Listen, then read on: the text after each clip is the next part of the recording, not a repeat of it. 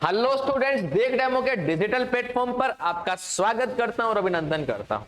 और आज का जो हमारा सेक्शन है ईओआरओ की पोस्ट के लिए जो हम एमसीक्यू की सीरीज कर रहे थे, उसी का नेक्स्ट पार्ट आज हम सॉल्व करने वाले हैं। और आज के भी जो प्रश्न है वो सेक्शन नंबर 2 के ही हैं। ठीक है जी, चलो स्टार्ट करते हैं। पूरी डिटेल के साथ चलेंगे प्रश्न, और वो आपने पिछले पार्ट्स के नोट्स बना लिए होंगे उम्मीद करता हूं।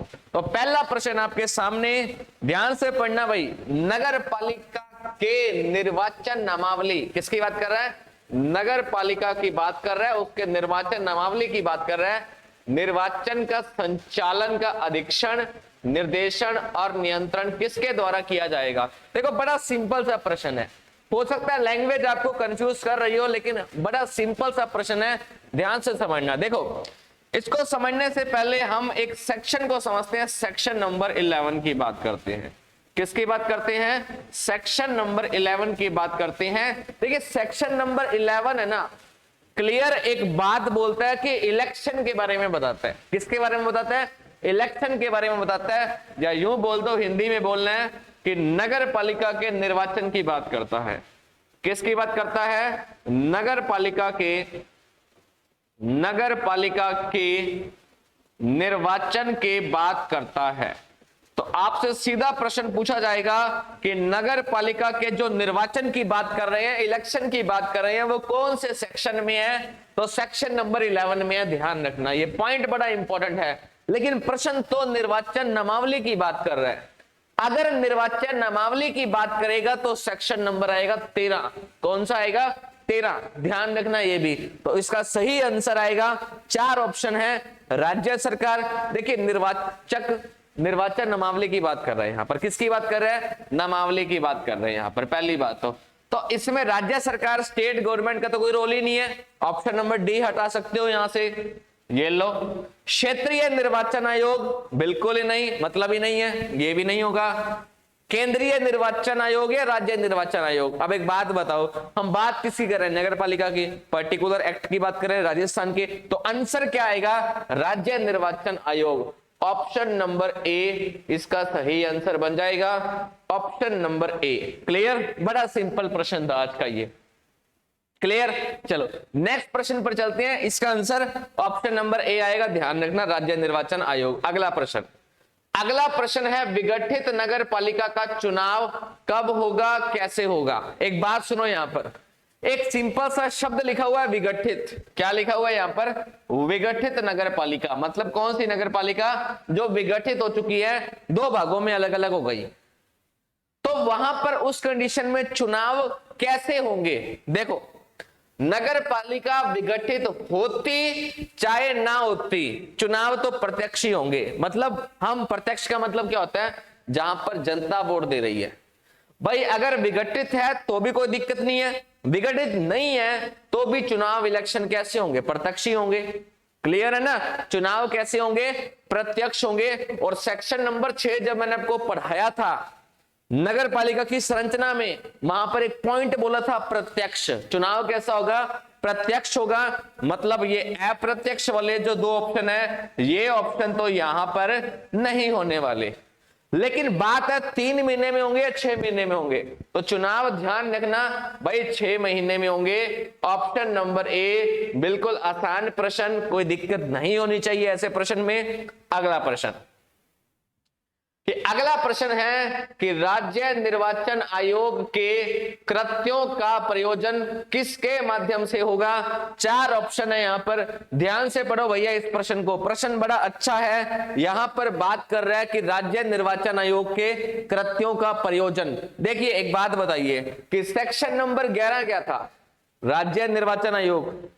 भाई सेक्शन नंबर 11 क्या था? राज्य निर्वाचन आयोग। सेक्शन नंबर 12 क्या कहता है? सेक्शन नंबर 12 की बात करोगे, किसकी बात करोगे? सेक्शन नंबर 12 की अगर आप बात करोगे कि सेक्शन नंबर 11 तो राज्य निर्वाचन आयोग था, सेक्शन नंबर 12 की बात करोगे उसमें क्लियर बोला गया है कि जो राज्य निर्वाचन आयोग के कृत्य हैं या कर्तव्य हैं उनका जो प्रयोजन होगा किसके माध्यम से होगा? 4 ऑप्शन यहां पर है। पहला है डिप्टी इलेक्शन कमिश्नर, मतलब उप चुनाव आयुक्त के माध्यम से होगा, दूसरा है राज्य चुनाव आयोग का सचिव यानी सेक्रेटरी के माध्यम से होगा, या दोनों या फिर इनमें से कोई नहीं। तो सेक्शन 12 जब आप पढ़ोगे क्लियर बोला गया यहां पर कि जो राज्य निर्वाचन आयोग होगा, स्टेट इलेक्शन कमिश्नर होगा, उसके अंदर जो भी कृत्य होंगे उनका जो प्रयोजन होगा वो इन दोनों के माध्यम से होगा। ध्यान रखना, आंसर आएगा भैया ऑप्शन नंबर सी, दोनों के दोनों पॉइंट सही है, इस बात को ध्यान रखोगे। अगला क्वेश्चन कि नगर पालिका की सीमाओं को परिनिश्चित का मतलब क्या होता है? देखिए, जब तक परिनिश्चित का मतलब नहीं पता चलेगा ना तो इसका सेक्शन पता कर पाओगे और ना क्वेश्चन को सॉल्व कर पाओगे। परिनिश्चित कह लो, एक तरह से अप्रूव बोल लो। क्या बोल सकते हो इंग्लिश में इसको? अप्रूव बोल सकते हो। ये लो, इंग्लिश में भी लिख दिया। अब प्रश्न को समझो ध्यान से। पहले तो ये बताओ कि ये क्वेश्चन कौन से सेक्शन का है? क्या क्वेश्चन को देखकर पता चल रहा है कि ये क्वेश्चन कौन से सेक्शन का लिया गया है? कि नगर पालिका की सीमाओं की बात कर रहा है। किसकी बात कर रहे हैं? नगर पालिका की सीमा की बात यहां पर कर रहे हैं। और अगले लिखा होगा उसका अप्रूव कौन करेगा। एक बात को समझना कि जब हम सेक्शन नंबर 3 पढ़ रहे थे, कौन सा सेक्शन? सेक्शन नंबर 3 पढ़ रहे थे, इसमें हमने पढ़ा था नगर पालिका का परिसीमन। क्या पढ़ा था? नगर पालिका का परिसीमन हमने यहां पर पढ़ा था। क्या पढ़ा था?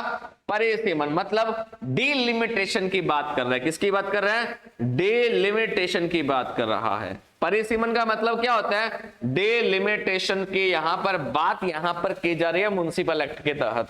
मतलब सेक्शन नंबर 3 नगर पालिका के परिसीमन की बात कर रहा है। मतलब क्या है कि किसी भी स्थानीय क्षेत्र को नगर पालिका घोषित कर सकते हो। ध्यान रखना कि इसमें क्लियर बोला गया है कि किसी भी स्थानीय क्षेत्र को क्या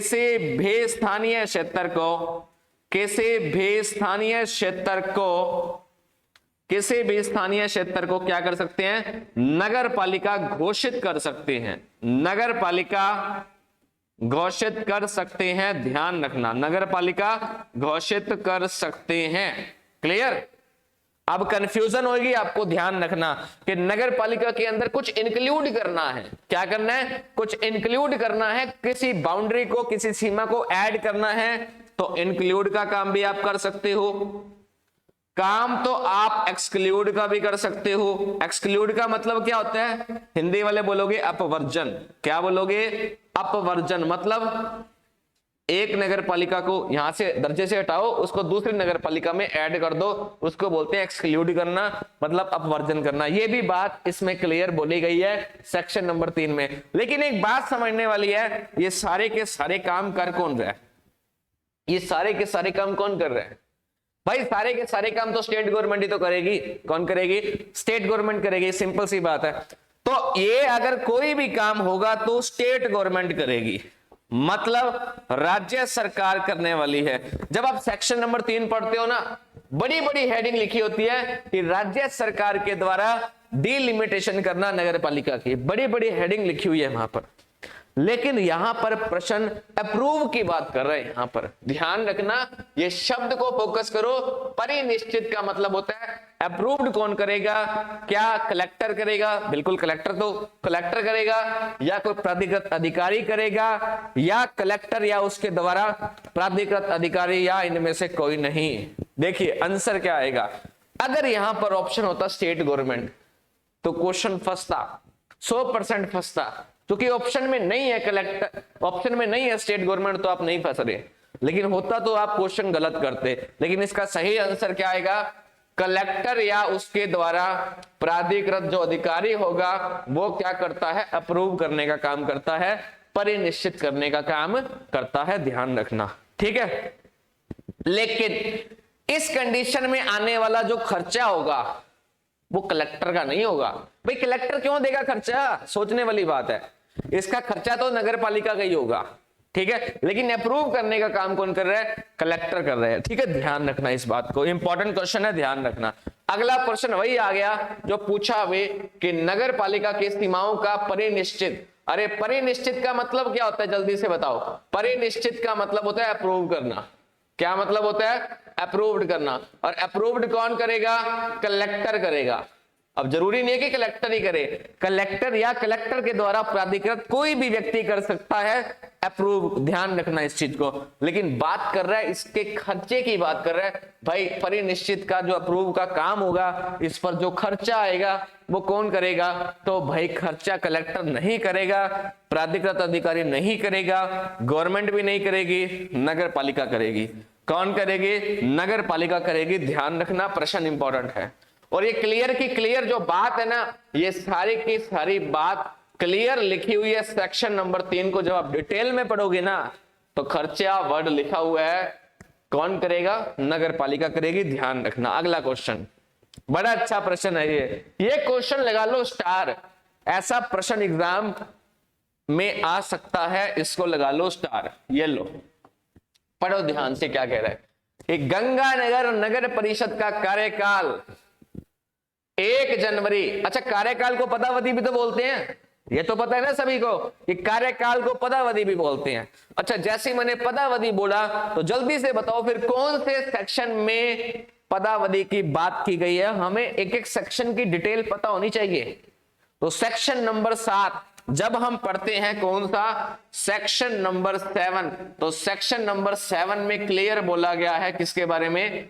पदावधि के बारे में या फिर कार्यकाल के बारे में। ध्यान रखना इस चीज को। क्लियर? चलो, क्वेश्चन है गंगानगर नगर परिषद का कार्यकाल 1 जनवरी 2021 को प्रारंभ हुआ। चलो मान ली बात। 1 जनवरी 2023, 2 साल के बाद क्या हुआ? एक नगर पालिका क्षेत्र को उस नगर परिषद में यानी गंगानगर नगर परिषद में ऐड कर लिया। तो सही कथन कौन सा है? अब एक बात को समझना ध्यान से, प्रैक्टिकल को समझना, इस चीज को ध्यान से, बिल्कुल ध्यान से समझना भाई।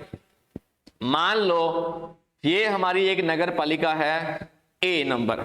ये नगर पालिका नंबर कौन सी है? ए नंबर नगर पालिका है। क्लियर? मान लो ये बी नगर पालिका है। कौन सी नगर पालिका है? ये बी नगर पालिका है। प्रश्न बड़ा इंपॉर्टेंट है, ध्यान रखना। अब मैं ये बोल रहा हूं यहां पर कि ए नंबर नगर पालिका को बी में ऐड कर दिया। क्या कर दिया? ए का जो एरिया था उसको बी में ऐड कर दिया। चलो कर दिया, कोई दिक्कत नहीं है, ऐड तो कर ही सकते हो भाई। सेक्शन नंबर 3 क्लियर है तो बोलता है इंक्लूड कर सकते हो, तो बिल्कुल कर सकते हो। जैसे आप इसको ए को बी में इंक्लूड करोगे तो ध्यान रखना ए के पास जो भी प्रॉपर्टी होगी, जो भी संपत्ति होगी, जो भी नगर पालिका की निधि होगी, दायित्व होगी, वो सारे के सारे अधिकार इस बी के पास आ जाएंगे। अब ध्यान रखना इस चीज को। ये बात समझ आ गई क्या? मतलब नगर पालिका ए का सारा दायित्व ही खत्म हो गया, वो सारी की सारी रिस्पॉन्सिबिलिटी बी में आ गई। चाहे प्रॉपर्टी की बात करोगे, सारा खर्चा वो भी बी में आ गया। अब एक बात सुनना, नगर पालिका ए का कोई ना कोई चेयरपर्सन तो होगा, कोई ना कोई अध्यक्ष तो होगा, बिल्कुल 100% होगा साहब। भाई नगर पालिका बी है, इसका भी तो कोई ना कोई अध्यक्ष होगा, 100% होगा। ये बात तो क्लियर है ना कि कोई नगर पालिका है उसका चेयरपर्सन तो होगा, बिल्कुल होगा। अब एक बात समझो, प्रैक्टिकल समझना इस चीज को कि जैसे नगर पालिका ए को बी में लेकर के गए, चलो ले गए, एक बात बताओ, ये अध्यक्ष जो बना हुआ है चेयरपर्सन, इसका क्या होगा? इस अध्यक्ष का नगर पालिका ए वाले का चेयरपर्सन का क्या होगा? सोचने वाली बात है। क्या ये पद खत्म हो जाएगा यहीं पे? भाई एक बात बताओ, जब नगर पालिका ए को ही खत्म कर दिया तो अध्यक्ष क्या करेगा? अध्यक्ष भी तो गायब, अध्यक्ष भी तो खत्म हो गया यहाँ का। अब ये जो अध्यक्ष होगा ये यहां का बन जाएगा सदस्य, नगर पालिका बी का क्या बन जाएगा? मेंबर बन जाएगा। इस बात को ध्यान रखना, बड़ा स्टार लगा लो भैया, ऐसा प्रश्न एग्जामिनर जरूर देगा, ध्यान रखना। अब इस चीज को अगर आप प्रैक्टिकल समझ पा रहे हो तो मुझे लगता है क्वेश्चन का आंसर अब आ जाएगा आपका। ध्यान से पढ़ो भाई, क्या क्वेश्चन है कि पहला पॉइंट है नगर पालिका निधि और दायित्व, नगर पालिका निधि और दायित्व गंगानगर नगर परिषद में आ जाएंगे। बात बिल्कुल सही है, ये बात तो मैंने आपको वैसे ही बता दी, ऑटोमेटिक। दूसरा पॉइंट कहता है, इसको समझो, ये समझने वाला है कि नगर पालिका का जो अध्यक्ष होगा, चेयरपर्सन होगा, वो गंगानगर नगर परिषद के सदस्य या मेंबर के रूप में काम करेगा।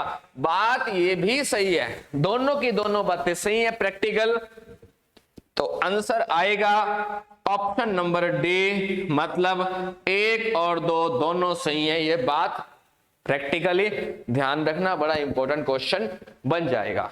क्लियर? तो आंसर क्या आएगा? Option number D. अच्छा, यहां पर इस क्वेश्चन में फंसा सकता हूं आपको मैं। देखो यहां पर एक शब्द लिखा है नगर पालिका निधि। आपको मैंने बताया था नगर पालिका निधि का एक अलग से सेक्शन बना हुआ 79। कौन सा?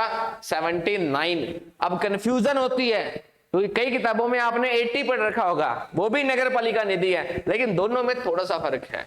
ध्यान रखना कि जो सेक्शन नंबर 79 है इसमें बताया गया है नगर पालिका निधि के बारे में। क्या बताया गया है? नगर पालिका निधि के बारे में बताया गया है, पैसे के बारे में बताया गया है। लेकिन इस नगर पालिका निधि का उपयोग कैसे करना है, प्रयोग कैसे करना है, उसका जो सेक्शन है वो है सेक्शन नंबर 80। तो ध्यान रखना, कल को पूछे कि सेक्शन नंबर 80 में क्या बताया गया है। सेक्शन नंबर 80 में बताया गया है नगर पालिका निधि का उपयोग, कि नगर पालिका निधि का प्रयोग या उपयोग कैसे होगा। ये बात आपको ध्यान रखनी चाहिए। क्लियर? ये दोनों सेक्शन ध्यान रखना, पेपर वाला यहां से जरूर आपको घुमाएगा 79 और 80 में, थोड़ा सा फर्क है, ध्यान रखना भैया। चलो अगला प्रश्न। अगला प्रश्न है, राज्य सरकार ने एक ग्राम पंचायत को नवीन नगर पालिका घोषित कर दिया, तो इसके क्या रिजल्ट होंगे? पहले तो एक बात बताओ कि किसी गांव को नगर पालिका बना सकते हो क्या? बिल्कुल बना सकते हो, क्योंकि सेक्शन नंबर 3 में भी ये बात क्लियर लिखी गई है। सेक्शन नंबर 3 अगर डेप्थ में पढ़ोगे तो ये बात लिखी हुई है कि किसी गांव को नगर पालिका घोषित कर सकते हो, लेकिन उसका आउटपुट ये होगा कि उस गांव का दर्जा खत्म हो जाएगा, उस गांव का दर्जा खत्म हो जाएगा। ध्यान रखना, इस पॉइंट को ध्यान रखना। तो इसमें लिखा हुआ है कि ऐसा क्षेत्र गांव नहीं रहेगा और स्थापित पंचायत काम करना बंद कर देंगे। बात तो बिल्कुल सही है कि जब किसी गांव को आप नगर पालिका घोषित कर रहे हो, क्षेत्र घोषित कर रहे हो, तो गांव का दर्जा तो ऑटोमेटिक खत्म। अब आपके दिमाग में आएगा सर गांव के अंदर वो पंचायत भी तो होगी, उसका क्या? पंचायत के अंदर सरपंच भी होगा। भाई पंचायत के अंदर क्या क्या होगा, एक बात बताओ। पंचायत के अंदर 3 पद होंगे, एक सरपंच होगा, एक उप सरपंच भी होगा, उप सरपंच भी होगा, एक पंच होगा। ये तीनों होंगे। अब ये तीनों कहां जाएंगे? भाई तीनों कहां जाएंगे, सोचने वाली बात है। ध्यान रखना, जैसे ही इस पंचायत को नगर पालिका घोषित करोगे तो ये जो सरपंच होगा ये नगर पालिका का अध्यक्ष बन जाएगा, चेयरपर्सन बन जाएगा। ध्यान रखना, ये उप सरपंच यहाँ का उपाध्यक्ष या यूं बोल दो कि वाइस चेयरपर्सन बन जाएगा। ये जो पंच होंगे ये उस नगर पालिका के मेंबर बन जाएंगे। ये बात ध्यान रखना, क्लियर सेक्शन नंबर 3 में लिखी हुई है। अब पढ़ लो दूसरा कथन कि सरपंच को अध्यक्ष बना देंगे, उप सरपंच को उपाध्यक्ष बना देंगे। बात ये भी सही है। सभी की सभी संपत्तियां दायित्व नगर पालिका में निहित होंगे। गांव के अंदर जो भी संपत्ति होगी, कोई भी दायित्व होंगे, वो सारे के सारे किस में आ जाएंगे? उस नगर पालिका में आ जाएंगे। बात ये भी सही है। आंसर आएगा भैया ऑल ऑफ दिस, सारी की सारी बातें सही है। क्लियर? तो अब एग्जामिनर पर डिपेंड करता है कि वो कैसे प्रश्न आपसे पूछेगा। हो सकता है इतना बड़ा ना पूछ के आपसे शॉर्टकट में पूछ ले कि क्या किसी गांव को नगर पालिका क्षेत्र घोषित कर सकते हैं क्या? पहला ऑप्शन देगा यस, दूसरा ऑप्शन देगा नो, तीसरा ऑप्शन देगा स्टेट गवर्नमेंट की परमिशन से यस, चौथा स्टेट गवर्नमेंट के परामर्श से या परमिशन से नो। अब 4 ऑप्शन बना दिए। अब आपको फंसाएगा एग्जामिनर। अब ABCD बातें सारी सेम लगती हैं, अब वहां पर आपका माइंड काम करेगा। ध्यान रखना इस चीज को। बता दो कि गांव को नगर पालिका घोषित कर सकते हैं। ध्यान रखना, आंसर आएगा यस, बिल्कुल कर सकते हैं। वहां पर ध्यान रखना ये पॉइंट को। अगला क्वेश्चन कि सही कथन का पहचान करना है।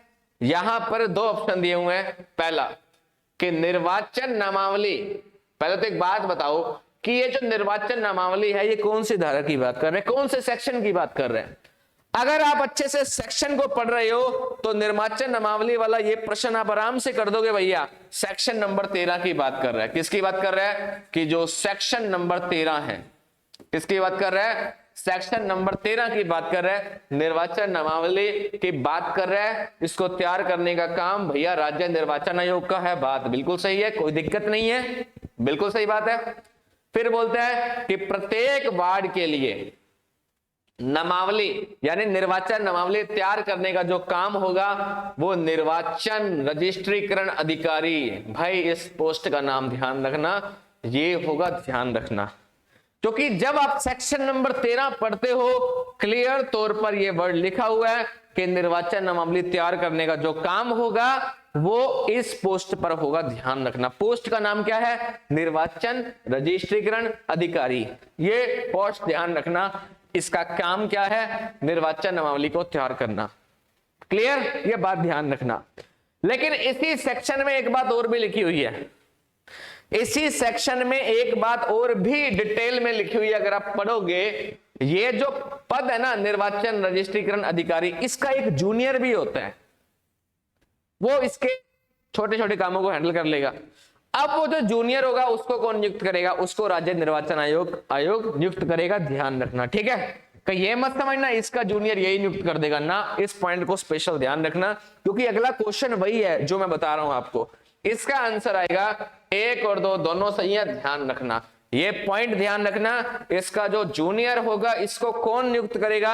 अगला प्रश्न वही है, ध्यान से देखो। ये आ गया भैया कि सहायक, ये सहायक का मतलब उसके जूनियर की बात चल रही है। निर्वाचक रजिस्ट्रीकृत अधिकारी को नियुक्त कौन करेगा? जिसकी बात मैं अभी कर ही रहा था वही प्रश्न आ गया। आंसर क्या आएगा? स्टेट गवर्नमेंट, बिल्कुल नहीं, हो ही नहीं सकता स्टेट गवर्नमेंट। नगर पालिका अध्यक्ष, बिल्कुल गलत, ये भी गलत। आंसर मुख्य नगर पालिका अधिकारी, ये भी गलत। आंसर क्या आएगा? राज्य निर्वाचन आयोग, ऑप्शन नंबर डी इसका सही आंसर आएगा। इस चीज को ध्यान रखना, बड़ा अच्छा प्रश्न है। अगला, अच्छा इसी सेक्शन नंबर 13 में ना एक बात और बोली गई है कि चुनाव के अंदर मत वही देगा जिसकी उम्र 18 साल से ज्यादा है। यह बात तो क्लियर है कि 18 साल से ऊपर है वही तो मत देगा, उसी को अधिकार है मत देने का। लेकिन ये 18 साल की एज कब होनी चाहिए? काउंटिंग कब से करेंगे? तो वो पहले तो था इस एक्ट में 1 जनवरी को, सीधा सीधा लिखा हुआ था 1 जनवरी, लेकिन अब इसमें अमेंडमेंट हो चुका है, ध्यान रखना। ठीक है, अब इसमें अमेंडमेंट में एक बात बोली गई, साल के अंदर 4 बार बोला गया ये कि जनवरी को भी चेक कर सकते हो, 1 जनवरी, उसके बाद 1 अप्रैल हो गया, 1 जुलाई हो गया, 1 सितंबर होगा। इस तरीके से 4 इसमें टाइम पीरियड डिक्लेयर की गई है सेक्शन नंबर 13 में, ध्यान रखना। ये अमेंडमेंट है इसके अंदर। अगला क्वेश्चन कि निम्न में से कौन सा काम जो हम अभी पद की बात कर रहे थे निर्वाचक रजिस्ट्रीकरण अधिकारी इसका नहीं है? भाई नामावली तैयार करना। कि क्वेश्चन नंबर 10 है निर्वाचक रजिस्ट्रीकृत अधिकारी का काम नहीं है। 4 ऑप्शन यहां पर दिए हुए हैं। पहला ऑप्शन है नामावली तैयार करना, बिल्कुल ये काम तो है, नामावली तैयार करना बिल्कुल है, ये बात तो सही है। वितरण करना, संशोधित करना। अच्छा एक बात और सुनो, ऐसा प्रश्न कभी भी आ जाए ना आपके सामने, आपको पता है वितरण करना काम नहीं है इसका, लेकिन उसके बावजूद भी एक बार आप 4 ऑप्शन चेक जरूर कर लेना। ठीक है, ध्यान रखना, आंसर अगर आपको पहला मिल गया है उसके बावजूद आप नीचे वाले ऑप्शन को थोड़ा जरूर देख लेना। ठीक है, तो वितरण करना, संशोधित, बिल्कुल संशोधन भी कर सकता है। पुनरीक्षित करना मतलब रिवाइज करना, ये भी कर सकता है। आंसर क्या आएगा? वितरण करना। भाई इसका कोई काम नहीं है, ध्यान रखना।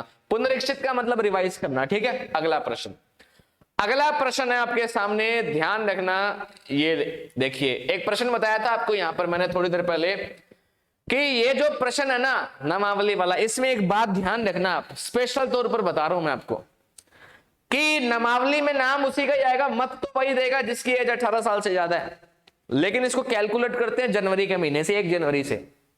लेकिन जो मैंने आपको 4 मंथ बताए साल के अंदर, जनवरी, अप्रैल, जुलाई वाले, ये 4 मंथ अभी आपको किताबों में नहीं मिलेंगे, ध्यान रखना। ये बात अभी लोकसभा में गई हुई है लेकिन अभी तक पूरा इसको पारित नहीं किया गया है, अभी इसमें अमेंडमेंट अभी बाकी है, ध्यान रखना। हो सकता है आपकी परीक्षा तक अमेंडमेंट हो जाए, तो परीक्षा से 2 दिन या 1 दिन पहले इसको चेक जरूर कर लेना, ध्यान रखना। अगर परीक्षा में ऐसा प्रश्न आता है तो आपको जनवरी ही करना है, ध्यान रखना। क्लियर, इस बात को आप स्पेशल ध्यान रखना। अगला क्वेश्चन आपके सामने, अगला क्वेश्चन ये रहा कि मामूली तौर पर निवासी के लिए कौन सी बात सही है। इसको स्टार लगा लो क्योंकि ये क्वेश्चन आप जल्दबाजी में गलत करोगे। ठीक है, ध्यान रखना, स्टार लगा लो इस क्वेश्चन को कि मामूली तौर पर निवासी की बात की गई है, निवासी के लिए कौन सी बात यहां पर बोला गया सही है। 4 ऑप्शन है, अगर मैं यहां पर ऑप्शन नंबर डी हटा देता सभी सही है और कोई और बात लिखता तो आप फंस जाते। लेकिन अब ध्यान से समझना इस पॉइंट को कि वह व्यक्ति जिस वार्ड में ग्रह पर केवल स्वामित्व रखता है, ग्रह पर केवल स्वामित्व रखता है, मामूली निवासी नहीं होगा। लैंग्वेज ही कंफ्यूज, आपको हो गए कंफ्यूज। समझो ये क्या कहना चाह रहा है। मान लो ये घर है आपका, मान लो आप गंगानगर में रहते हो और आपका घर मान लो गंगानगर में ही है, लेकिन आप कहीं किसी और एरिया में हो, मतलब उस घर पर आपका केवल स्वामित्व है, मतलब आप उसके एडमिन हो या फिर यूं बोल दो लीडर हो, लेकिन उस कंडीशन में लिखा हुआ मामूली निवासी नहीं होगा। क्या ये बात सही है? क्या बिल्कुल ये बात तो सही है। थोड़ा ध्यान से पढ़ो क्या लिख रहे हैं, केवल स्वामित्व रखता हो, केवल, तो ये बात सही है, ध्यान रखना। ठीक है, नहीं होगा, मामूली निवासी नहीं होगा, बात बिल्कुल सही है। अगर यहां से नहीं हटा देता तो ये बात गलत हो जाती, ध्यान रखना, पॉइंट को ध्यान रखना। अपने मूल निवास से, मतलब जहां का वो मूल निवासी है से स्थायी रूप से दूर है, मतलब ये हो गया कि जहां पर उसका मूल निवासी है उससे परमानेंट रूप से वो कहीं और ही है। अब बोल दी ना स्थायी रूप से दूर है, अगर वो स्थायी रूप से दूर है तो वहां का मूल निवासी नहीं होगा, लिखा हुआ नहीं होगा। भाई बात ये भी सही है, प्रैक्टिकल समझो, इस चीज को ध्यान रखना। ठीक है, आपको परिभाषा में एक्सप्लेन भी किया था मैंने। किसी होटल में, छात्रावास में, हॉस्पिटल में रहने वाला व्यक्ति मामूली तौर पर निवासी नहीं माना जाएगा। भाई बात ये भी सही है। अब एक बात बताओ, आप गंगानगर के रहने वाले हो, जयपुर में किसी बीमारी का इलाज करवाने गए और वो इलाज मान लो आपका लंबा चल गया जयपुर के हॉस्पिटल में, मान लो 7-8 साल चल गया, खुदा ना खास्ता चले, मैं नहीं चाहता, लेकिन मान लो चल गया 7-8 साल, तो आप क्या बोलोगे कि मैं 7-8 साल से जयपुर के हॉस्पिटल में इलाज करवा रहा हूं, मैं तो जयपुर के अंदर स्थायी निवासी हूं। ऐसे तो नहीं बोल सकते, आप बोल दोगे, लेकिन सामने वाला नहीं मानेगा। इस बात को ध्यान रखना, मतलब उस कंडीशन में आप वहां के निवासी नहीं माने जाओगे। चाहे हॉस्पिटल की बात कर लो, चाहे छात्रावास की बात कर लो, कोई होटल की बात कर लो।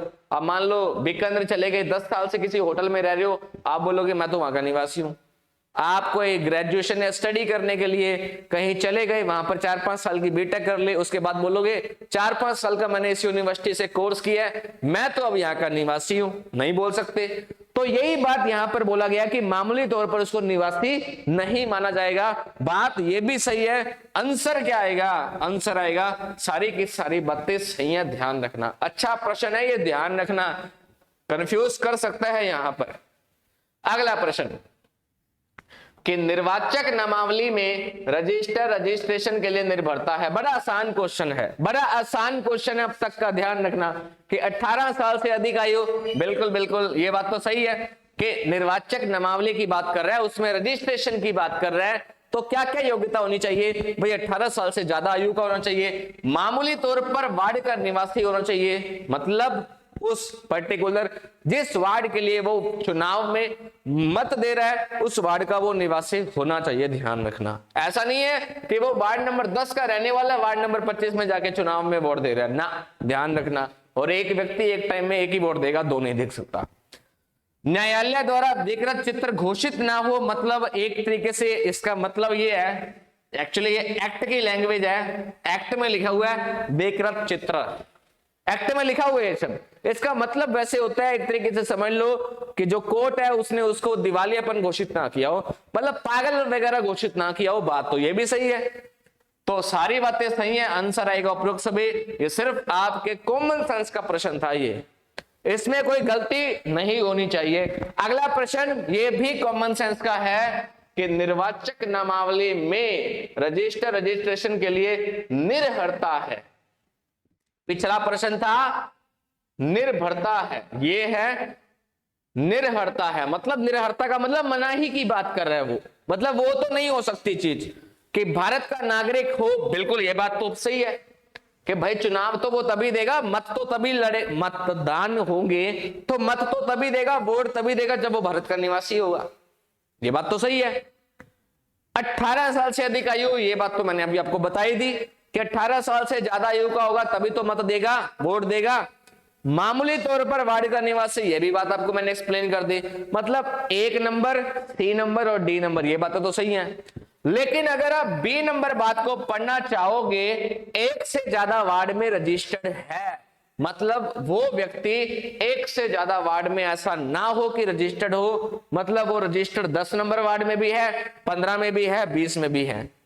अगर वो व्यक्ति 3-3 जगह से रजिस्टर्ड है और वो तीनों जगह से मतदान देने चला भी गया, जा तो सकता ही है, जाने में क्या है, जा तो सकते हैं। अगर वो तीनों जगह मत देने चला भी गया और फाइनली होगा क्या, उसका कौन सा मत काउंट होगा, उसके तीनों के तीनों मत कैंसिल हो जाएंगे। ध्यान रखना, उसके जो वोट की वैल्यू होगी वो 0 मानी जाएगी फाइनल। ध्यान रखना।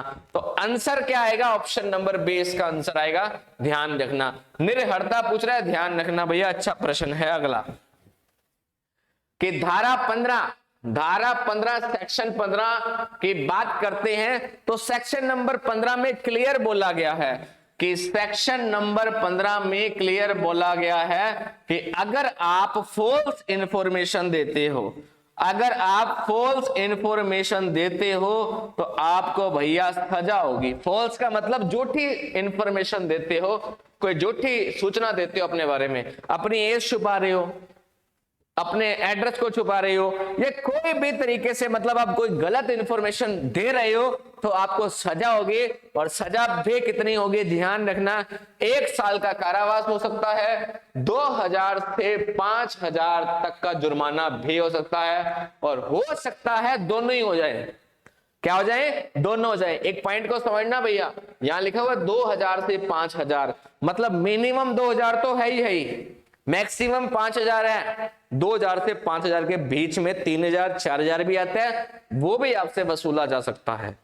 ऐसा नहीं है कि सिर्फ 2000 या 5000 ना, बीच में कोई भी अमाउंट आपसे वसूल सकते हैं। ये प्रश्न बड़ा इंपॉर्टेंट है, ध्यान रखना, ऐसे प्रश्न एग्जाम में मिलेंगे आपको। अगला कि धारा 18 में उपयुक्त पदाधिकारी कौन हो सकते हैं। धारा 18 की बात कर रहा है। अरे भैया किसकी बात कर रहा है, धारा 18 की यहां पर बात वो कर रहा है। अच्छा क्वेश्चन है, एक बात बताओ भैया, धारा 18 से पहले आपको धारा 16 पता है क्या, धारा नंबर 16 सेक्शन नंबर 16 पता है क्या, एक बात बताओ। मुख्य निर्वाचन अधिकारी, सेक्शन नंबर 16 में क्या है, मुख्य निर्वाचन अधिकारी। ध्यान रखना, सेक्शन नंबर 16 में क्या है, मुख्य निर्वाचन अधिकारी। सेक्शन नंबर 16 में क्या है, मुख्य निर्वाचन अधिकारी। ध्यान रखना, ठीक है। सीधा पूछेगा कि किस सेक्शन में मुख्य निर्वाचन अधिकारी की बात की गई है, तो सेक्शन नंबर 16 में बोला गया है। ध्यान रखना, जबकि सेक्शन नंबर 17 जिला की बात करता है, स्टेट की बात करता है। मतलब जो सेक्शन नंबर 17 है वो बात करता है किसके बारे में, जिला निर्वाचन अधिकारी के बारे में। किसके बारे में, जिला निर्वाचन अधिकारी के बारे में बात करता है। ध्यान रखना, जिला निर्वाचन अधिकारी। लेकिन यहां पर एक नोट बना करके आपको एक पॉइंट याद रखना है, तो परीक्षा के लिए बड़ा इंपॉर्टेंट है। ध्यान रखना भैया, परीक्षा के लिए बड़ा इंपॉर्टेंट पॉइंट, एक नोट बना के रखना, एक स्टार बना के इस पॉइंट को मेंशन कर लो। और ये स्टार किससे संबंधित है, सेक्शन नंबर 17 से संबंधित है कि एक जिले में एक से अधिक या एक से ज्यादा जिला निर्वाचन अधिकारी हो सकते हैं। जिला निर्वाचन अधिकारी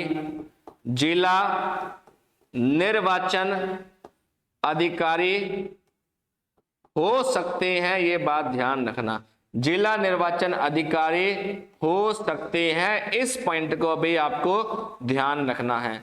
मतलब ओवरऑल क्या बात बोली गई है कि जो धारा नंबर 16 है उसमें एक ही बात लिखी गई है कि मुख्य निर्वाचन अधिकारी, 17 पूछे तो जिला निर्वाचन अधिकारी, लेकिन एक नोट बना के रखोगे कि एक जिले में एक से ज्यादा जिला निर्वाचन अधिकारी हो सकते हैं।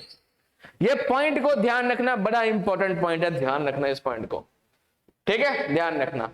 लेकिन धारा नंबर 18 में बोला गया है स्टाफ अवेलेबल करवाएंगे हम आपके लिए, कि देखो समझना, धारा 16 में क्या है, मुख्य निर्वाचन अधिकारी, 17 में जाओगे तो जिला निर्वाचन अधिकारी। लेकिन एक बात ध्यान रखना, एक जिले में एक से ज्यादा हो सकते हैं। लेकिन धारा नंबर 18 कहता है, मुख्य तौर पर आप ऐसे याद कर लो कि जो धारा नंबर 18 है, सेक्शन नंबर 18, आप मुख्य तौर पर अगर याद रखना चाहते हो, देसी लैंग्वेज में ऐसे बोल दो कि स्टाफ अवेलेबल करवाएंगे आपको। क्या उपलब्ध करवाएंगे? स्टाफ को उपलब्ध करवाएंगे। ये बात मुख्य तौर पर आप सिंपल लैंग्वेज में बोलना चाहो तो ऐसे याद रखो, ठीक है। लेकिन वो स्टाफ होगा कौन सा? अब क्वेश्चन सुनो कि धारा नंबर 18 में पदाधिकारी कौन हो सकते हैं। पहला ऑप्शन है स्थानीय प्राधिकारी, बिल्कुल। दूसरा है वो संस्थाएं जो राज्य सरकार के द्वारा, स्टेट गवर्नमेंट के द्वारा वित्त पोषित, बिल्कुल सही। केंद्र सरकार की तो देखो बात ही नहीं आएगी यहाँ पे, इस पूरे क्वेश्चन में केंद्र सरकार की कहीं बात नहीं आएगी, सेंट्रल गवर्नमेंट की कोई बात नहीं आएगी कि सेंट्रल गवर्नमेंट के द्वारा उसको फैसिलिटी मिल रही है नहीं मिल रही, कोई मायने नहीं रखती, ये बात गलत है। तो आंसर आएगा भाई ऑप्शन नंबर ए और बी दोनों। मतलब ध्यान रखना, कोई स्थानीय प्राधिकारी है या जो संस्थाएं जो राज्य सरकार द्वारा वित्त पोषित है, दोनों के दोनों सही आंसर है। तो आंसर क्या आएगा? ए भी सही है, बी भी सही है, दोनों सही हैं। और ये सारे आर्टिकल को याद कर लेना भाई, 3 आर्टिकल बता दिए। अगला कि धारा 20 के तहत, धारा 20 के तहत अधिकारी कर्तव्य का पालन में दोषी पाए जाने पर क्या सजा होगी। देखो अब इतने सारे दंड मिलेंगे, इतनी सारी सजाएं मिलेंगी, कंफ्यूज हो जाओगे आप। अभी थोड़ी देर पहले मैंने सेक्शन नंबर 15 बताया था ना आपको, कि जो सेक्शन नंबर 15 था, देखो सेक्शन 15 और सेक्शन नंबर 20 को ना आप कंपेयर करके पढ़ो तो 100% अच्छा समझ में आएगा आपको। देखो सेक्शन नंबर 15 में भी आपको सजा मिल रही है, 20 में भी मिल रही है, लेकिन सजा किस चीज की है वो तो पता होना चाहिए ना। देखो ध्यान से कि सेक्शन नंबर 15 है, आप कोई गलत इंफॉर्मेशन दे रहे हो। क्या दे रहे हो? आप कोई गलत इंफॉर्मेशन दे रहे हो, कोई गलत सूचना दे रहे हो, ठीक है। उस कंडीशन में आपको मिलती है सेक्शन नंबर 15 के तहत सजा। और सजा क्या मिलेगी? 1 वर्ष का कारावास, यानी कि 1 वर्ष की क्या होगी? जेल, 1 वर्ष का कारावास। और इसमें लिखा हुआ है कि जुर्माना लग सकता है 2000 रुपए से लेके, मिनिमम 2000 है, 2000 रुपए से लेके 5000 रुपए तक का जुर्माना लग सकता है। हो सकता है दोनों ही लग जाए, हो सकता है दोनों ही लग जाए, ध्यान रखना ये भी बात। ये तो बोलेंगे सेक्शन नंबर 15 में, सेक्शन नंबर 15 में दंड मिल रहा है आपको, लेकिन क्यों मिल रहा है वो तो पता हो, आप गलत इंफॉर्मेशन दे रहे हो इसलिए मिल रहा है आपको। मतलब आपको इंफॉर्मेशन गलत, अपनी उम्र ही छिपा रहे हो, आप अपनी उम्र को गलत बता रहे हो, तो ये भी तो एक गलत इंफॉर्मेशन हुई। लेकिन सेक्शन नंबर 20 की बात करते हैं, ये स्पेशल ध्यान रखना, यहां पर एक वर्ड लिखा हुआ है अधिकारी। अधिकारी के लिए सजा है ये। अधिकारी कर्तव्य का पालन में अगर दोषी पाया गया फिर क्या सजा मिलेगी? तो यहां पर सजा का प्रावधान है 3 साल 3 महीने से 2 साल जेल हो सकती है, हो सकता है दोनों ही हो जाए, लेकिन जुर्माना 1000 से 2000। आंसर क्या आएगा? दोनों। अब आप सोच रहे होगे 1000 रुपये जुर्माना, इतना कम? उस समय पर तो 1000 रुपये भी बहुत ज्यादा थे, ठीक है। अगला कि धारा नंबर 22 की बात कर रहा है कि धारा नंबर 22 के तहत निर्बंधन के संबंध में सही कथन कौन सा है। देखिए धारा नंबर 22 क्या कहता है। धारा नंबर 22 की अगर आप डेफिनेशन की बात करोगे ना, पॉइंट को ध्यान रखोगे तो एक से अधिक वार्ड के लिए, एक पॉइंट को समझना यहां पर कि धारा नंबर 22 में क्या बोला गया है। एक से अधिक वार्ड के लिए, क्या बोल रहा हूं, एक से अधिक वार्ड के लिए, एक से अधिक वार्ड के लिए निर्वाचन पर प्रतिबंध, निर्वाचन पर क्या लगा दिया, प्रतिबंध लगा दिया। यह बात बोली गई है किसके अंदर, सेक्शन नंबर 22 के अंदर। समझ लो ध्यान से, देखो कैसे क्या बोल रहे हैं, समझना ध्यान से कि धारा नंबर 22 कहता है एक से अधिक वार्ड के लिए निर्वाचन मतलब चुनाव पर प्रतिबंध है। आप एक से ज्यादा वार्ड के लिए चुनाव नहीं, वोट नहीं दे सकते। सिंपल सी बात यूं समझ लो, या यूं समझ लो नामांकन नहीं करवा सकते 2 से ज्यादा जगह पर। अब एक बात समझना, यहां पर 2 से अधिक जगह नामांकन होने पर क्या होगा, सुनो ध्यान से, यहां पर 2 केस बनने वाली हैं। हो सकता है आप 3 जगह से नामांकन करवा लो, फिर क्या होगा, ये तो 2 की बात कर रहे हैं, 2 से ज्यादा की बात कर रहे हैं, आप 4 की भी करवा सकते हो। तो सेक्शन नंबर 22 की बात कर रहा था, देखो कि इसमें क्लियर बोला गया है एक से अधिक वार्ड के लिए निर्वाचन पर क्या है, प्रतिबंध लगा रखा है। ठीक है, अब एक बात समझना, यहां पर समझने वाली है। मान लो किसी व्यक्ति ने 2 से ज्यादा जगह पर या 3 जगह पर नामांकन कर दिया, तो क्या होगा, नामांकन तो कर सकता है वो, भले 10 जगह से कर ले, लेकिन होगा क्या उस कंडीशन में, एक बात समझ लो। मान लो ये एक प्लेस है, ए प्लेस, ये मान लो, चलो वार्ड मान लो, ये वार्ड ए है, ये वार्ड बी है, ये वार्ड नंबर सी है, चलो ऐसे मान लो। एक सिंपल से उदाहरण बताता हूं, मान लो ये कोई सदस्य है, ठीक है, ये लो, ये बना दिया हमने सदस्य, स्माइल मार रहा है, ठीक है। अब इसने क्या किया, ठगी मारी, कहता मैं ए में भी जाऊंगा, बी में भी जाऊंगा, सी में भी जाऊंगा, तीनों जगह से मैं क्या करता हूं, नामांकन कर लेता हूं। चलो कर लिया। अब इसने जैसे यहां पर नामांकन किया, बी में भी किया और सी में भी किया, 3 जगह पर इसने क्या कर दिया, नामांकन तो कर दिया, लेकिन अब होगा क्या, ध्यान रखना, इसमें बोला गया 2 से अधिक जगह नामांकन होने पर अंतिम तिथि को 3 बजे से पहले, अच्छा एएम या पीएम, ये भी ध्यान रखना, एग्जामिनर फंसा देगा, पीएम है ये कि 3 पीएम, कि 3 से पहले एक जगह के अलावा शेष जगह से नामांकन वापस लेना होगा उसको। अब चाहे तो वो सी से वापस ले, चाहे बी से ले, चाहे ए से ले, इन 3 में से मान लो उसने सी से नामांकन वापस ले लिया, बी से नामांकन वापस ले लिया 3 बजे से पहले लास्ट डेट के, तो वो ऑटोमेटिक नामांकन किसके लिए हो जाएगा, ए के लिए हो जाएगा। ध्यान रखना, यही बात इसमें बोली गई है, लेकिन टाइम ध्यान रखना, अंतिम तारीख से 3 बजे से पहले। अच्छा एएम या पीएम, ये भी ध्यान रखना, पीएम है ये, पहली बात तो सही है, लेकिन अगर उसने नामांकन वापस ना लिया तो क्या होगा, देखो मान लो उसने ए से भी वापस नहीं लिया, बी से भी नहीं लिया, सी से भी नहीं लिया, और आपका जो टाइम है ना 3 बजे वाला, उससे टाइम क्रॉस हो गया। अब क्या होगा, अब होगा ये, ध्यान से पढ़ लो कि नामांकन समय पर वापस न लेने पर सभी स्थानों से उम्मीदवारी वापस मानी जाएगी, मतलब उसका तीनों जगह से नामांकन कैंसिल हो जाएगा। ये नुकसान है।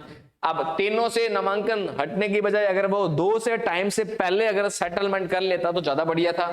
तो आंसर क्या आएगा, बातें तो दोनों सही है, ये भी सही है, आंसर क्या आएगा, 1 और 2 दोनों सही है, ये बात ध्यान रखना। सेक्शन नंबर कौन सा है, 22 है, ध्यान रखना। ठीक है, अगला कि सेक्शन नंबर 23 के तहत नियम का उल्लंघन करने पर क्या दंड होगा। ये लो एक और दंड आ गया। इससे पहले सेक्शन नंबर 15 में भी दंड मिला, फिर 20 में दंड मिला, अब यहां पर एक दंड और मिल गया 23 में। देखो अगर ये क्वेश्चन धारा के साथ पूछता कि धारा नंबर 15 में कितना दंड था, तो शायद आपके लिए आसानी होगी क्वेश्चन को सॉल्व करने में, या धारा नंबर 20 में दंड कितना था तो आसानी मान सकता हूं। लेकिन अगर उसने लैंग्वेज में फंसा दिया, जैसे अब तो इसने बोल दिया चलो कि धारा नंबर 23 के तहत नियम का उल्लंघन करने पर कौन सी सजा दंड होगी, आंसर तो बता देता हूं भैया, इसका आंसर आएगा 5000 तक जुर्माना या 6 वर्ष का निलंबन। निलंबन मतलब वो 6 साल तक उसके बाद चुनाव नहीं लड़ सकता, मतलब चुनाव के लिए अयोग्य घोषित हो गया 6 साल तक। ये बात ध्यान रखना, आंसर आएगा ऑप्शन नंबर बी। अब आप बोलोगे सर मिक्स हो रहे हैं ये सब, तो मिक्स हो रहे हैं, एक तरीका बता देता हूं, याद रख सकते हो तो देख लो।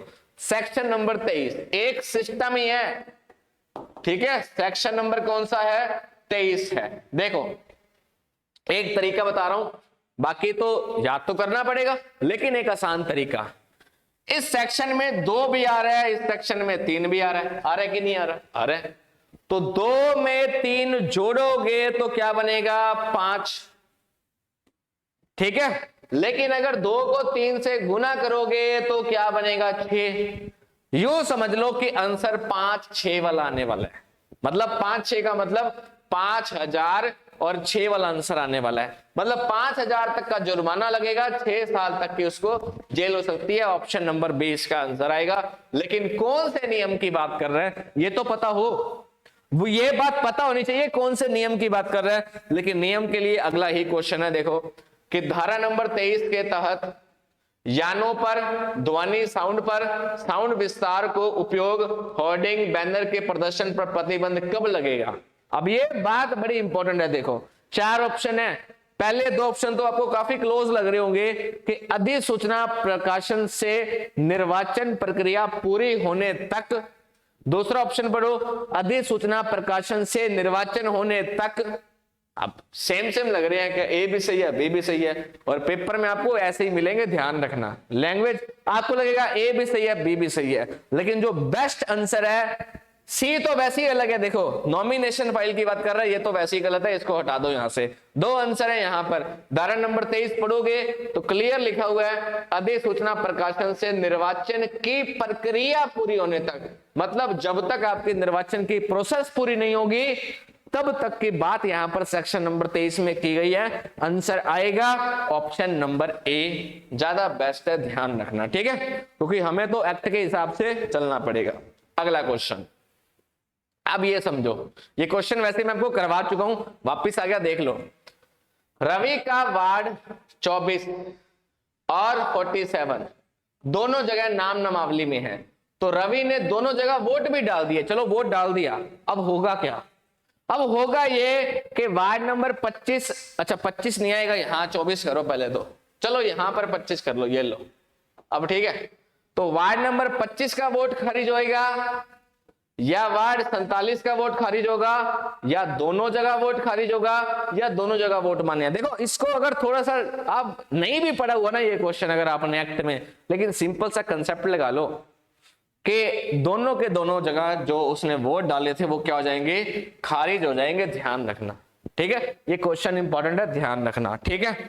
और इसके लिए सेक्शन भी बताया गया है, सेक्शन नंबर 25 मतदान का अधिकार, ठीक है। सेक्शन नंबर 25 में क्या बताया गया है, मतदान की बात यहां पर की गई है, ध्यान रखना। सेक्शन नंबर 25 में मतदान की बात की गई है, लेकिन सेक्शन नंबर 26 में जाओगे तो मतदान की नीति की बात की गई है। मतदान की नीति की बात यहां पर की गई है, ध्यान रखना, नीति नहीं रीति, ठीक है, ध्यान रखना। मतदान की नीति की बात सेक्शन नंबर 26 में की गई है, ध्यान रखना, ठीक है। तो सेक्शन 25 सिंपल सी बात, मतदान वोट, आप एक टाइम में एक पर्सन एक ही वोट देगा। सेक्शन 26 में उसकी नीति हो गई, ठीक है। ये दोनों के दोनों 25 और 26 हमें ध्यान रखने हैं, ध्यान रखना। लेकिन धारा नंबर हाथों हाथ एक काम करते हैं, सेक्शन नंबर 27 भी सुन लो। सेक्शन नंबर 27 है आकस्मिक निधि से, किससे है, आकस्मिक निधि से, ठीक है, आकस्मिक निधि से। आप इसको ना पॉलिटी के साथ जोड़ के देखो, आपको मजा भी आएगा। जैसे संविधान पढ़ते हो वहां पर 2 वर्ड आते हैं, एक संचित निधि एक आकस्मिक निधि।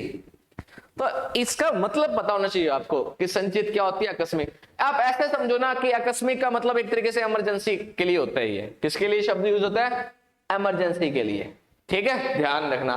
तो सेक्शन 25 में मतदान हो गया, 26 में फिर उसकी नीति बता दी बढ़िया तरीके से कि नीति का मतलब मैं हूं, मैं ही अपना जो वोट होगा वो दूंगा। ऐसा नहीं है कि मैं किसी अपने ब्रदर को कह रहा हूं कि मेरा वोट दिया जाके, ना, ये बात गलत है, ध्यान रखना। सेक्शन 26 में नीति बताई गई है, सेक्शन 27 में आकस्मिक निधि बताई गई है, ध्यान रखना, ठीक है। अभी 28, 29 और भी है। जैसे सेक्शन नंबर 28 में अपराध की बात की गई है, किसके, निर्वाचन अपराध की बात की गई है। किसकी बात की गई है, निर्वाचन अपराध की बात यहां पर की गई है, ध्यान रखना। इसमें भी जेल है, ध्यान रखना। सेक्शन नंबर 29 की बात करोगे तो भ्रष्ट आचरण की बात की गई है यहां पर। मतलब एक तरीके से यूं समझ लो कि रिश्वत की बात की गई है। किसकी बात की गई है, ब्रैकेट में लिख लो, रिश्वत की बात यहां पर की गई है, ऐसे याद रख सकते हो चाहो तो। और सेक्शन नंबर जो 30 है वो बोलता है कि जो निर्वाचन संबंधी जितने भी मामले हैं, निर्वाचन संबंधी मामलों में जो सिविल कोर्ट है वो हस्तक्षेप नहीं करने वाला। ये बात सेक्शन नंबर 30 में है, ध्यान रखना। सेक्शन नंबर 23 निर्वाचन संबंधी मामलों में, निर्वाचन संबंधी मामलों में, निर्वाचन संबंधी मामलों में सिविल कोर्ट या यूं बोल दो कि सिविल न्यायालय, सिविल न्यायालय, सिविल कोर्ट हस्तक्षेप नहीं करेगा, इस बात को ध्यान रखना। मतलब ये बात इसमें सेक्शन नंबर 30 में बोली गई है। तो एक ही क्वेश्चन से मैंने आपको सारे के सारे सेक्शन जितने बन सकते हैं ना वो सारे बता दिए एक बार। 25 से लगा था 30 तक लगा था, 25 से 30 सारे याद कर लो। 25 में क्या है? मतदान। अच्छा मतदान हो गया तो उसकी नीति। 26 में क्या नीति? मतलब आप नीति भी कैसी, आप अपना मत खुद डालने जाओगे, किसी को भेजोगे नहीं, ध्यान रखना, ठीक है। सेक्शन नंबर 27 में आकस्मिक, ठीक है, ध्यान रखो, एक वर्ड याद कर लो। 28 में जाओगे तो अपराध है, लेकिन निर्वाचन संबंधी अपराध है। 29 में जाओगे तो रिश्वत वाली बात है, भ्रष्ट आचरण वाली बात है। 30 में तो ये बोला सिविल कोर्ट वाली बात यहां पर बोली गई है। ये सारे सेक्शन अब आने वाले प्रश्न इसी पे हैं। तो चलते हैं अगले प्रश्न पर, ज्यादा समय नहीं लूंगा। आ गया आकस्मिक निधि, आकस्मिक रिक्ति। अब सेक्शन पता लग गया आपको कौन सा होगा, अभी बताया था। तो सेक्शन कौन सा है? तो सेक्शन है इसके लिए 27। क्लियर है ना? सेक्शन कौन सा है? 27। कहता है कि आकस्मिक रिक्ति की भर्ती सामान्य चुनाव की तरह, बात सही है, बिल्कुल सही है। आकस्मिक रिक्ति की भर्ती शेष बचे समय के लिए होती है, बात ये भी सही है, लेकिन इसमें थोड़ा सा ही कह सकते हैं समझदारी से, अगर आपने डिटेल में एक्ट पढ़ा होगा तो ये पॉइंट गलत भी साबित हो सकता है, ठीक है। ध्यान रखना, कहता है कि आकस्मिक रिक्ति की भर्ती शेष बचे समय, मतलब जो टाइम रिमेनिंग है उसके लिए होती है। अब एक बात बताओ कि नॉर्मल जब अपने सेक्शन नंबर 7 पढ़ रहे थे पदावधि, हमने बोला था पदावधि 5 साल है नॉर्मल, पहली मीटिंग से 5 साल तक के लिए, यही बात पढ़ी थी ना हमने सेक्शन नंबर 7 में। अब मान लो कि पहले साल चेयरपर्सन ने, मान लो उसकी हेल्थ बिगड़ गई, उसकी डेथ होगी। अब 1 साल बाद उसकी डेथ होगी, बचे हुए 4 साल के लिए कौन आएगा? तो उसको बोलते हैं आकस्मिक रिक्ति। मतलब उस आकस्मिक रिक्ति को अब भरना है, और आकस्मिक रिक्ति को कैसे भरोगे? सामान्य चुनाव की तरह भर दो। लेकिन अब 5 साल का टाइम पीरियड है, 4.5 साल हो गए, 4.5 साल हो गए। अब 4.5 साल बाद मान लो वो मर गया, अब बचे हुए 2-3 महीने के लिए आकस्मिक रिक्ति से चुनाव करवाने का क्या कोई फायदा है क्या? मैं तो नहीं मानता, क्योंकि जब 2-2.5 महीने बाद वैसे ही नॉर्मल वोट होने वाले हैं तो इसका क्या फायदा है? तो वो एक कह सकते हैं फाइनेंशियल लोड है, तो मुझे नहीं लगता। ये बात एक्ट में लिखी भी हुई है सब सेक्शन में। तो ये पॉइंट नंबर 2 भी सही है, ध्यान रखना। लेकिन ये वर्ड ध्यान रखना, शेष बचे समय के लिए होती है, पूरे समय के लिए नहीं होगी। मान लो एक सिंपल सी बात, यहां पर मैं हूं, 5 साल के लिए मैं चेयरपर्सन बन गया, 2 साल बाद खुदा ना खास्ता हो गया काम, ठीक है, मेरा काम तमाम। अब बाकी 3 साल के लिए क्या होगा? उस कंडीशन में नया चेयरपर्सन आएगा, मान लो वोटिंग के थ्रू आ गया, सामान्य वोट से ही आएगा, वैसे तो आ नहीं सकता। अब वो जो आएगा ना आकस्मिक वाला, वो ये नहीं कहेगा कि मुझे पूरे 5 साल के लिए करो ना, वो बचे हुए टाइम पीरियड के लिए आएगा, ध्यान रखना। आकस्मिक रिक्ति कब होती है? कोई मृत्यु हो जाए, अभी बताया आपको, कोई परित्याग हो जाए, कोई हटाए जाए, तो उस कारण से हो सकती है, बात यह भी सही है। आगामी चुनाव यदि 6 माह में है तो आकस्मिक रिक्ति की भर्ती को नहीं भरा जाएगा। यही तो पॉइंट मैं आपको समझा रहा हूं कितनी देर से। सारी की सारी बातें सही हैं, आंसर आएगा सारी की सारी बातें सही हैं। अगला क्वेश्चन, अगला क्वेश्चन है यहां पर कि निर्वाचन अपराध सेक्शन कौन सा, जल्दी से बताओ। सेक्शन 7 के साथ याद करते चले जाओ क्लास में कि सेक्शन कौन सा है? 28 है। सेक्शन कौन सा है? 28, जिसमें निर्वाचन अपराध की बात की गई है। इसमें क्या क्या शामिल है? उम्मीदवार द्वारा मिथ्या सूचना। अच्छा, मिथ्या का मतलब क्या होता है? मिथ्या सूचना मतलब एक फॉल्स इंफॉर्मेशन की बात कर रहा है। सेक्शन नंबर 15 पढ़ाया था ना आपको मैंने, फॉल्स इंफॉर्मेशन, उससे मिलता जुलता है कि उम्मीदवार द्वारा मिथ्या सूचना देना, उम्मीदवार द्वारा कोई सूचना छिपाना, प्रस्तावक द्वारा कोई मिथ्या सूचना मतलब गलत इंफॉर्मेशन देना, ये सारी बातें किसमें इंक्लूड है? सेक्शन नंबर 28 में। आंसर आएगा ऑल ऑफ दिस। अगला कि धारा नंबर 29 में किसके बारे में बताएगा? भ्रष्ट आचरण, या यूं समझ लो कि रिश्वत की बात इसमें की गई है मुख्य तौर पर। ये वर्ड ध्यान रख लो, ठीक है, ज्यादा बढ़िया। कि इससे संबंधित कौन सी बात है? कि मतदाता व उम्मीदवार को रिश्वत देना, ठीक है, मान लिया ये एक रिश्वत वाली बात है। मतदाता के उम्मीदवार पर असम्यक प्रभाव, चलो ये भी मान लिया। धर्म के आधार पर निकाल देने की धमकी, इधर निकाला नहीं, निकाल कर लो, निकाल देने की धमकी, ये भी बात सही है। आंसर आएगा उपरोक्त सभी। सबसे सिंपल जो सेक्शन है ना, वो सेक्शन नंबर 28, 29, 30 ही है, ध्यान रखना, क्योंकि एक एक लाइन में क्लियर हो जाते हैं। अगला क्वेश्चन, सेम क्वेश्चन है, सेक्शन नंबर 29 में भ्रष्ट आचरण में संबंधित कौन सा है? भाषा धर्म के आधार पर घृणा, बिल्कुल सही है। उम्मीदवार के नाम वापसी के मिथ्या प्रचार, बात सही है। जाति धर्म भाषा के आधार पर वोट के अधिकार से वंचित करना, यह भी बात सही है। सारी बातें सही है, आंसर आएगा ऑल ऑफ दिस। ये भी सिंपल प्रश्न है। और आज का अंतिम प्रश्न बड़ा सिंपल प्रश्न है, वैसे इसका आंसर मैं आपको बता चुका हूं कि सिविल न्यायालय किस में अधिक हस्तक्षेप नहीं करे सकेंगे। तो पहले तो सिविल न्यायालय वाला आपको मैंने सेक्शन याद करवाया। सेक्शन कौन सा था? तो सेक्शन था 23 नंबर। कौन सा था? सेक्शन कौन सा था? 23 नंबर। कह रहा सिविल न्यायालय किस में हस्तक्षेप नहीं करेंगे? वार्डों के परिसीमन में। अच्छा, परिसीमन के लिए आपको मैंने आर्टिकल बताया था, याद होगा तो। परिसीमन के लिए, डिलिमिटेशन के लिए आपको आर्टिकल बताया, सेक्शन नंबर 3।